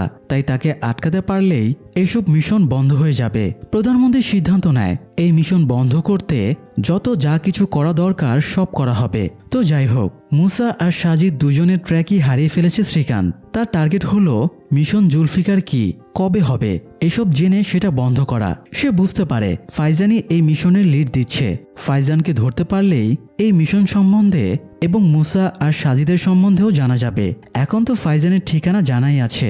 শ্রীকান্তের ভয় হচ্ছে এটা যে ব্রুস আমেরিকার পক্ষ থেকে ফাইজানকে অ্যারেস্ট করবে ঠিকই, কিন্তু সে তো আর ফাইজানকে মিশন জুলফিকার সম্বন্ধে ইন্টারোগেট করবে না, কারণ এই মিশন হলে বা না হলে তাদের কিছু যায় আসে না। তাই শ্রীকান্ত পার্সোনালি ফাইজানের সাথে দেখা করতে চায়, যে কারণে তাকে আনঅফিসিয়ালি বেলুচিস্তান যেতে হবে। সে তার সিনিয়র কুলকার্নির থেকে পারমিশন নিয়ে ব্যবসায়ী পরিচয়ে পাকিস্তানে প্রবেশ করে। বর্ডার পুলিশ তাদের আটকে দিয়েছিল, কিন্তু শ্রীকান্ত ঘুষ দিয়ে সেখান থেকে পার পেয়ে যায়। এদিকে পাকিস্তানে আগে থেকেই একটা টিম রেডি ছিল ফাইজানকে ধরার অপারেশনের জন্য। শ্রীকান্ত আর সেই টিম মিলে যারা ফাইজানকে আটকে রেখেছে তাদেরকে মেরে ফাইজানকে উদ্ধার করে। এরপরে ফাইজানকে সে দুইটা অপশন দেয়। একটা হচ্ছে মিশন জুলফিকার সম্বন্ধে সব তথ্য দিয়ে সৌদিতে পালিয়ে যাওয়া, যেখানে কিনা সে তার সব সম্পদ জমা করেছে। আর সেকেন্ড অপশন হলো সে তথ্য না জানালে তাকে মেরে ফেলা হবে। ফাইজান সুদান যাওয়ার চুক্তিতে এই মিশন সম্বন্ধে সব তথ্য শ্রীকান্তকে বলে দেয়, কিন্তু এটা মূলত শ্রীকান্তর একটা চাল ছিল। সব তথ্য জানার পরে সে ফাইজানকে ইউএস এর জেনারেল ব্রুসের হাতেই তুলে দেয়। এরপর সে ইন্ডিয়ায় ফিরে আসে। এরপর শ্রীকান্ত ফাইজানের থেকে মিশন জুলফিকার সম্বন্ধে যা যা জানতে পেরেছে সব কুলকার্নি আর তার টিমকে জানায়। আসলে 3 বছর যাবৎ ধীরে ধীরে পাকিস্তান থেকে টেরোরিস্টরা নার্ভ গ্যাস নামক এক ধরনের গ্যাস অল্প অল্প করে এনে বারামুল্লাতে জমা করছিল। এটা এমন একটা গ্যাস যা নাক দিয়ে প্রবেশ করার সাথে সাথেই মানুষ মারা যায়, দ্রুত প্রাণঘাতী। টেরোরিস্টদের প্ল্যান হচ্ছে এই গ্যাস দিল্লিতে নিয়ে ব্লাস্টের মাধ্যমে ছড়িয়ে দিয়ে পুরো দিল্লিকে শ্মশানে পরিণত করা। আর এই কাজটা 1-2 দিনের ভেতরেই করা হবে। যে করেই হোক এই আক্রমণ বন্ধ করতেই হবে। বারামুল্লা থেকে গ্যাস নিয়ে বের হতেই দেয়া যাবে না, তার আগেই সাজিদকে ধরে ফেলতে হবে। এদিকে বাসারাত সাজিদকে দায়িত্ব দেয় এই গ্যাস নিয়ে দিল্লিতে যাওয়ার। সেখানে মুসা তার জন্য অপেক্ষা করবে। এরপরে দুজনে মিলে এই মিশনটা শেষ করবে। তো যাই হোক, পাকিস্তানের প্রধানমন্ত্রী নিজেই জেনারেল আনসারির সাথে সরাসরি দেখা করে এই মিশন বন্ধ করতে বলে। আনসারি রাজি হয় আর বিনিময়ে নেক্সট নির্বাচনে মন্ত্রী পদ চায়। সে নার্ভ গ্যাসের লোকেশনটাও বলে দেয়, সাথে প্ল্যানিংও বলে দেয়। এদিকে আনসারি থেকে তথ্য নিয়ে এর সাথে মেজর সামিরের জড়িত থাকার কথাও প্রধানমন্ত্রী জেনে যায়। এরপর মেজর সামিরকে অ্যারেস্ট করে রিমান্ডে দেওয়া হয়। যাই হোক, শ্রীকান্ত নার্ভ গ্যাসের লোকেশন জানতে পেরে নার্ভ গ্যাস দিল্লিতে ট্রান্সপোর্ট করার সমস্ত রোড মেজর বিক্রম আর সালোনির টিমের মাধ্যমে বন্ধ করে দেয়। ওত পেতে থাকে সাজিদ কখন গ্যাস নিয়ে আসবে।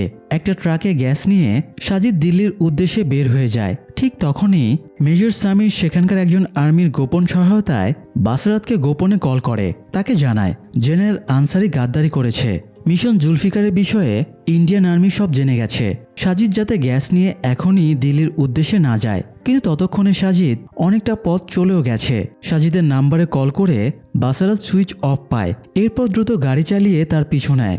রাস্তায় সাজিদকে থামিয়ে সবকিছু বলে, কিন্তু সাজিদ একরোখা। সে জানায় যে করেই হোক সে মিশন কমপ্লিট করবেই, প্রয়োজনে একাই করবে। এদিকে তখনই সেখানে আক্রমণ করে ইন্ডিয়ান আর্মির টিম। বাসারাতের টিমের সাথে গোলাগুলি শুরু হয়ে যায়। বাসারাত আর তার টিমের প্রায় সবাইকে মেরে ফেলে ইন্ডিয়ান আর্মি, কিন্তু সাজিদ ট্রাক নিয়ে পালিয়ে আসে। কিছুটা দূরে সালোনি আর শ্রীকান্ত টিম নিয়ে অপেক্ষা করছিল, কিন্তু তারা সাজিদকে ধরার আগেই ট্রাক অ্যাক্সিডেন্ট হয়। সৌভাগ্যক্রমে নার্ভ গ্যাস বিস্ফোরণ হয় না, কিন্তু সাজিদ পালিয়ে যায়। এত বড় সাফল্যে শ্রীকান্তের পানিশমেন্ট শেষ হয়ে যায়। সে আবার দিল্লিতে ফেরত আসে, নিজের পরিবারকে সময় দেওয়ার চেষ্টা করে, কিন্তু সূচি তাকে ইগনোর করতে থাকে।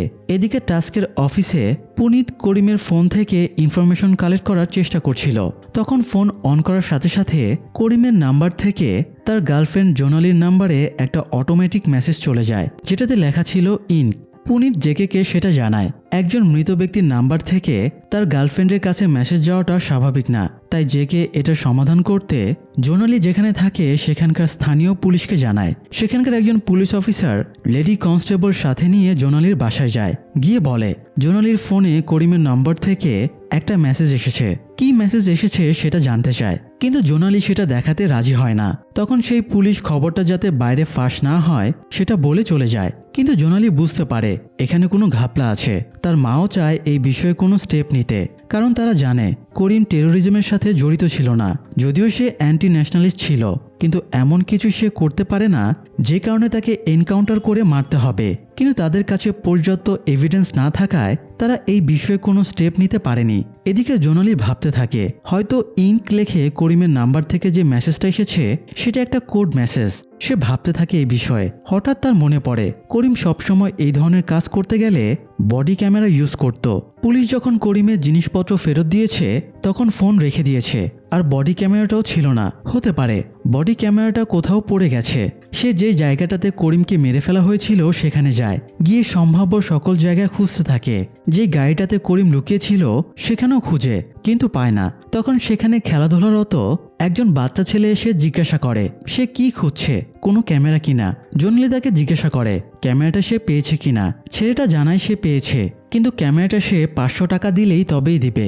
টাকা দিয়ে জোনালি ক্যামেরাটা নিয়ে নেয়। ক্যামেরার মেমোরি থেকে সে করিমের ভিডিও পায়, যেখানে করিম বলছে এমিলের কথা শুনে তার লোকেরা তার মুসলমান ভাইদেরকে গরুর মাংস বহন করার অপরাধে পিটিয়ে মেরে ফেলেছে।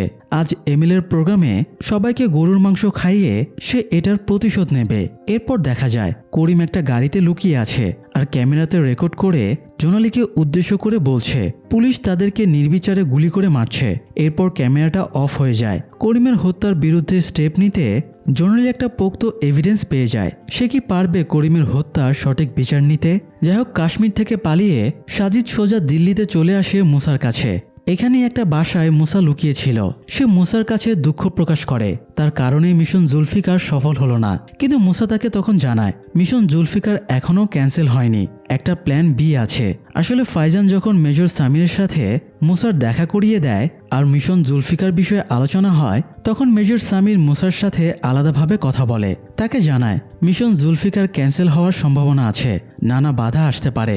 যদি নার্ভ গ্যাসের প্ল্যান ক্যান্সেলও হয় তার জন্য মুসা যাতে একটা প্ল্যান বি রেডি রাখে। মুসা একজন কেমিক্যাল ইঞ্জিনিয়ার, তার জন্য এটা কোনো বিষয় না। আর সেভাবেই মুসা একটা প্ল্যান বি বানিয়ে রেখেছিল নিজের মতো করেই, যেটা মেজর সামির আর মুসা বাদে কেউই জানতো না। এখন সেটা জানতে পারলো সাজিদ আর মুসা মিলে প্ল্যান বি এর পায়তারা করতে থাকে। নিউ দিল্লির একটা কেমিক্যাল ফ্যাক্টরিতে কাজ করে বৈভব নামের একজন। সারাদিন কাজ শেষে স্ত্রী সন্তানের কাছে বাসায় ফিরে আসে রাতে। সুন্দর স্বাভাবিক জীবন, কিন্তু এর বাইরেও তার একটা সিক্রেট আছে। সে বাইসেক্সুয়াল। মাঝে মাঝে অফিস শেষে বাড়ি গিয়ে সবার অগোচরে সে এসব অবৈধ কাজে জড়ায়। মুসা এই তথ্য কালেক্ট করে একজন বাইসেক্সুয়াল ছেলেকে হায়ার করে। সেই ছেলে বাড়ি গিয়ে বৈভবের সাথে ভাব জমায়, এরপর তার সাথে ইন্টিমেটও হয়, আর গোপনে সেটা ধারণ করে তার ফোনে। এরপর মুসার লোকের কাছে সেই ভিডিও দিয়ে দেয়। এই কাজটা মুসার প্ল্যান বি এর একটা অংশ। সাজিদ বৈভবের সাথে বারে দেখা করে সেই ভিডিওটা দিয়ে তাকে ব্ল্যাকমেল করে, তাকে থ্রেট দেয় যদি বৈভব তাদের কথা মতো কাজ না করে তাহলে তার স্ত্রীকে ভিডিওটা দেখিয়ে দেবে। বৈভব তাদের ব্ল্যাকমেলে কনভিন্স হতে বাধ্য হয়, কারণ সে চায় না তার রেপুটেশন খারাপ হোক বা সংসার ভেঙে যাক। এদিকে মুসার লোক একটা পানির ট্যাঙ্ক পরিবহনকারী ট্রাক চুরি করে। কেন করে, কি তাদের উদ্দেশ্য তখনও জানা যায় না। যাই হোক, মুসা আর সাজিদ যখন প্ল্যান বি সফল করার কাজ করছে তখন টাস্কের অফিসে শ্রীকান্ত আর তার টিম নার্ভ গ্যাসের প্ল্যান ক্যান্সেল করতে পেরে সেটা সেলিব্রেট করছে। তাদের ধারণা মিশন জুলফিকার বানচাল হয়ে গেছে, অথচ এদিকে রহস্য আরও ঘনীভূত হতে চলছে আরও ভয়ানক একটা প্ল্যান। যাই হোক, কুলকার্নি শ্রীকান্তকে হঠাৎ কল করে বলে, আমরা বোধহয় সেলিব্রেশন একটু তাড়াতাড়ি করে ফেলেছি। এরপর সে একটা রেকর্ডিং পাঠায়। এটা মেজর সামির আর বাশারাতের লাস্ট মোমেন্টের ফোনের কথোপকথন। সেখানে মেজর সামির যখন বাশারাতকে মানা করে সাজিদ যাতে এখনই নার্ভ গ্যাস নিয়ে দিল্লিতে না যায়, তখন কোড ল্যাঙ্গুয়েজে বাশারাত তাকে জিজ্ঞাসা করেছিল, বিয়ে কি তাহলে ভেঙে গেছে? তখন জবাবে মেজর সামির জানায়, বিয়ে ভেঙে যায়নি, বরকে দিল্লি গিয়ে বড় ভাই চেতনের সাথে দেখা করতে বলো, সে তার জন্য অন্য একটা মেয়ে দেখে রেখেছে। এটা শুনে শ্রীকান্ত বুঝতে পারে সাজিদকে দিল্লি এসে মুসার সাথে দেখা করতে বলা হয়েছে, আর অন্য একটা মেয়ে বিয়ের জন্য দেখে রেখেছে, মানে কোনো প্ল্যান বি আছে, আর সেটা নির্দিষ্ট দিনই হবে, অর্থাৎ মিশন জুলফিকার তখনও শেষ হয়নি। দিল্লির মানুষের জীবন তখনও রিস্কে আছে। শ্রীকান্ত সমস্ত মিডিয়া আর নিউজ পেপারে মুসা আর সাজিদের ছবি প্রচার করতে আদেশ দেয়। পত্রিকায় এবং টিভিতে মুসার আর সাজিদের ছবি প্রকাশ করা হয়। পাশাপাশি তাদের ধরিয়ে দিতে পারলে সরকার 10 লক্ষ টাকা পুরস্কারের ঘোষণা করে। পত্রিকায় মুসার ছবি দেখে মুসার মা যেখানে কাজ করে সেখানকার এক লোক কল দিয়ে জানায় মুসার মা সেখানে আছে। তখন পুলিশ পাঠানো হয় মুসার মাকে দিল্লিতে আনতে। জেকে শ্রীকান্তকে জিজ্ঞাসা করে মুসার মাকে কি দরকার। তখন শ্রীকান্ত জানায় মুসা এই কাজে জড়িয়েছে তার ফ্যামিলির সাথে ঘটা ট্র্যাজেডির কারণে। মুসার মা মুসার জন্য অনেক গুরুত্বপূর্ণ। তার মাকে যদি পুলিশ কাস্টাডিতে রাখা হয় তাহলে মুসা ধরা দিতে বাধ্য হবে। এদিকে যে বারে সাজিদ বৈভবকে ব্ল্যাকমেল করতে গিয়েছিল সেখানকার ওয়েটাররা কল করে জানায় সাজিদ সেখানে গিয়েছিল। জয়া আর মিলিন সেখানে যাওয়ার পর ওয়েটারদের কাছে জিজ্ঞাসা করে বারে তো অনেক লোকই আসা যাওয়া করে, সাজিদের কথা তাদের আলাদাভাবে মনে আছে কিভাবে। তখন তারা জানায় বৈভব তাদের রেগুলার কাস্টমার। আজকে হঠাৎ এসে সাজিদ তার সাথে আলাদাভাবে কথা বলে। কথা শেষে সাজিদ চলে যাওয়ার পর বৈভব অনেক টেনশনে পড়ে গিয়েছিল, কান্নাকাটি করছিল খুব, সে কারণে আলাদাভাবে সাজিদের কথা মনে আছে। তখন জয়া আর মিলিন বারে বৈভব যে কার্ড দিয়ে পেমেন্ট করে সেই কার্ডের ইনফো থেকে বৈভবের বিষয়ে তথ্য সংগ্রহ করে। জানতে পারে বৈভব একটা কেমিক্যাল ফ্যাক্টরিতে কাজ করে, কিন্তু বারবার বৈভবের নাম্বারে কল করেও তাকে পাওয়া যায় না। তার বাসায় কল করেও তারা জানতে পারে অফিস থেকে বৈভব বাসায় ফেরেনি, অফিস ছুটি হয়ে গেছে, বারে নেই, বাসাতেও ফিরেনি। তাহলে বৈভব কোথায়? বৈভবকে সাজিদের কি দরকার? কেন দেখা করেছিল সেটা একমাত্র বৈভবের সাথে দেখা হলে জানা সম্ভব। তাই শ্রীকান্ত, মিলিন্দ আর জয়াকে বৈভবের ফ্যাক্টরিতে পাঠায় এটা দেখতে যে বৈভব সেখানে আছে কিনা। জয়া আর মিলিন্দ ফ্যাক্টরির দিকে যেতে থাকে। যাই হোক, সাজিদ আর মুসাও সেই কেমিক্যাল ফ্যাক্টরিতে যায় যেখানে আগে থেকেই বৈভব তাদের জন্য অপেক্ষা করছিল। অফিস শেষ করে সে আর বাড়ি ফিরেনি। সাজিদের কথা মতো সেখানেই থেকে গিয়েছিল।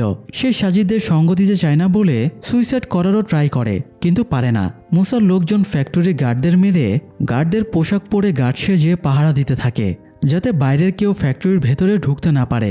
এদিকে পানির সেই ট্যাঙ্ক নিয়ে মুসা আর সাজিদও সেই ফ্যাক্টরিতে নিজেদের কাজ করতে থাকে। তাদের প্ল্যান হচ্ছে 1984 সালে ভারতের ভোপালে কেমিক্যাল ফ্যাক্টরিতে লিক হয়ে যে গণহারে মৃত্যুর ঘটনা ঘটেছিল তেমন কিছু করা। ভোপালে এখনও এমন অবস্থা যে সুস্থ শিশু জন্মায় না, পরিবেশ বিষাক্ত হয়ে গেছে।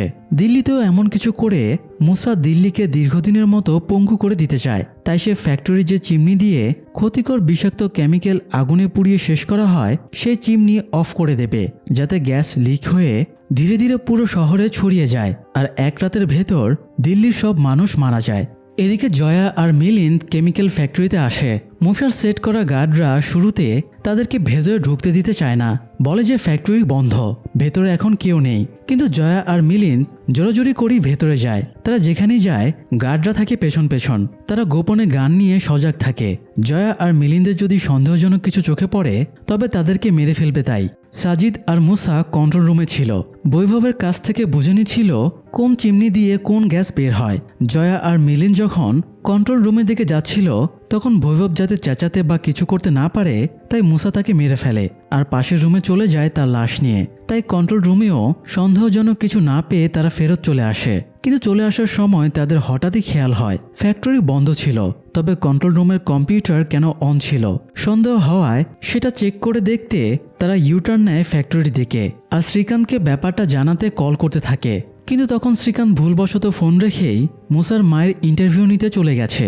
এদিকে মুসা আর সাজিদ ফ্যাক্টরিতে কেমিক্যাল লিক করে দিয়ে বের হয়ে আসে। মুসা গার্ডদের বলে আসে সকাল পর্যন্ত ফ্যাক্টরি পাহারা দিতে যাতে ভেতরে কেউ যেতে না পারে।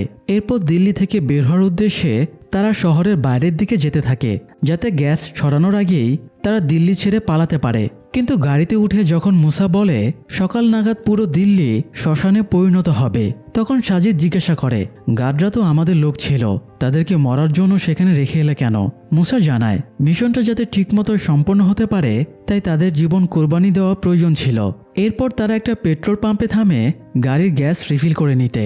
তখন মুসা নিউজে তার মায়ের আর শ্রীকান্তের ইন্টারভিউ দেখে জানতে পারে তার মা দিল্লিতে আছে। এখন তার মা দিল্লিতে থাকা মানে বিষাক্ত গ্যাসের প্রভাবে তার মায়ের জীবনও রিস্কে আছে। তাই সে মাকে বাঁচানোর জন্য আবারও দিল্লির দিকে ফিরে যেতে থাকে। কিন্তু সাজিদ তাকে বলে, দিল্লিতে ফিরে গেলে তাদের মিশন সাকসেস হবে না। হতে পারে গ্যাস লিকে ইতিমধ্যে মানুষ মরতেও শুরু করেছে। কিন্তু মুসা কোনো কথাই শোনে না। গাড়িতেই সাজিদ তাই মুসাকে মারতে গেলে গাড়ি অ্যাক্সিডেন্ট হয়। গাড়ি থেকে বের হয়ে এরপর সাজিদ আর মুসার মারামারি শুরু হয়। সাজিদ মুসার মাথায় আঘাত করতে করতে তাকে সেন্সলেস করে ফেলে। এরপর মুসা মারা গেছে ভেবে সাজিদ উঠে দাঁড়ায়, কিন্তু মুসা তখনও জীবিত ছিল আর পেছন থেকে সে একটা দড়ি দিয়ে সাজিদের গলায় ফাঁস দেয়। সৌভাগ্যক্রমে সাজিদ হাতের কাছে একটা কাচের টুকরো পেয়ে যায়, সেটা মুসার গলায় বসিয়ে দেয় আর মুসা মারা যায়। এরপর সাজিদ সেখান থেকে চলে যায়। এদিকে জয়া আর মিলিন্দ গার্ডদের চোখ ফাঁকি দিয়ে দেয়াল টপকে ফ্যাক্টরিতে প্রবেশ করে। ততক্ষণে গ্যাস লিক হওয়া শুরু হয়ে গেছে আর গার্ডেরাও হঠাৎ মিলিন্দ আর জয়ার ওপর গুলি ছুটতে শুরু করে দেয়।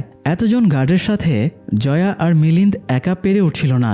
মিলিন্দের গুলি লাগে আর জয়াও আহত হয়। যখন ফ্যাক্টরি থেকে বিষাক্ত গ্যাস ছড়াতে শুরু করেছে, শ্রীকান্ত আর টাস তখনও সেই বিষয়ে কিছুই জানে না।